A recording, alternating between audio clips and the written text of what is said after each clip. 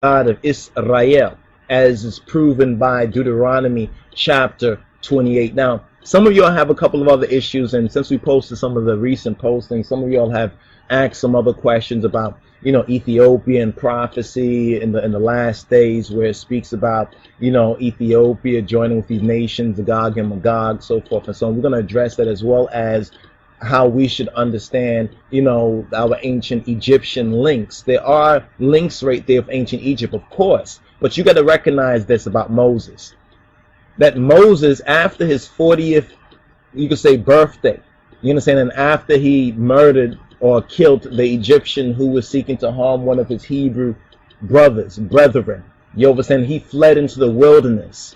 Both so-called Jewish Talmudic legends and stories on one hand, we're just presenting all the facts, the proof that we can, you understand, that the Talmud even states that Moses went to Ethiopia, and Moses was a general in Ethiopia. Additional information we have in our Ethiopic documents and amongst the Beta Israel and among the royal archives of the King of Kings, and those AMHARIC and Qedest and Ethiopic documents that also prove that Moses spent about 40 years, and the Bible is the best proof, really, because the Bible says that Moses now is, after he leaves Egypt, he spends another 40 years in the wilderness being educated as the son-in-law, now get this, as the son-in-law of the Midianite high priest. Now, Midianites are descendants of Abraham by Abraham's third wife, Keturah or Keturah in the Bible. So now we have Moses being educated, you understand, in Ethiopia, you understand, by an Ethiopian as well as a Midianite high priest named Jethro.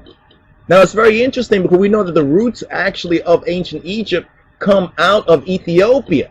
So when people say that Moses stole the 10 Commandments out of Egypt, what they're failing to recognize is that there's more than one Egypt. You understand? There's two Egypts. So what happened, Moses went from the so-called, what they call Upper Egypt, and went into Lower Egypt, you understand? Or some say upper, lower, but basically he went from the Egyptian Egypt of the Mediterranean, and he went into the real roots. He went to the root of the Nile River Valley. He went to Ethiopia.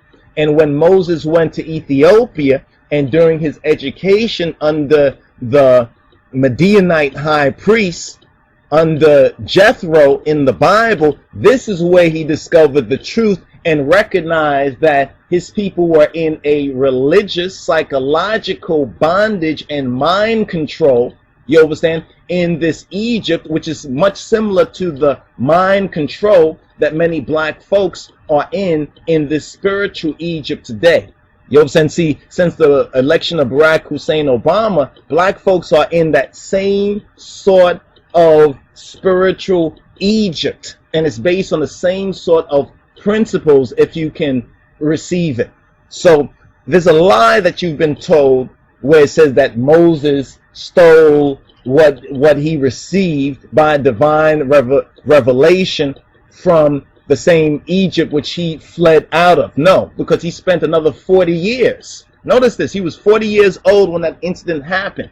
He would spend another 40 years being educated under the Midianite high priest named Jethro, would marry the Ethiopian Zipporah, you understand, who was the daughter of Jethro, the high priest of the Midianites, who were also known as Ethiopian. So those, I guess they had more than dual nationality, dual citizenship, because he's a Midianite by tribe, but he's an Ethiopian by nation.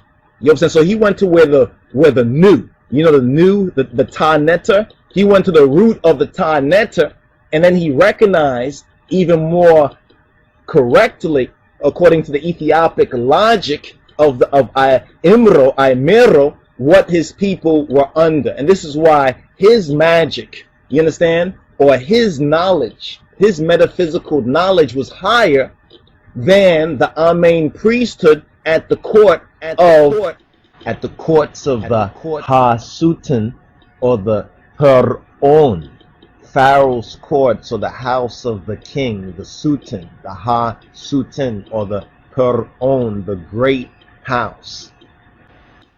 Pharaoh, well, you know, they'll say the Pharaoh, but we'll touch on that a little bit more in detail in the forward. So that's the reason why Moses, you understand, Moses had a higher knowledge, because he went to the root. Moses was more knowledgeable. You have to remember the differences between the Egypt that he came out of.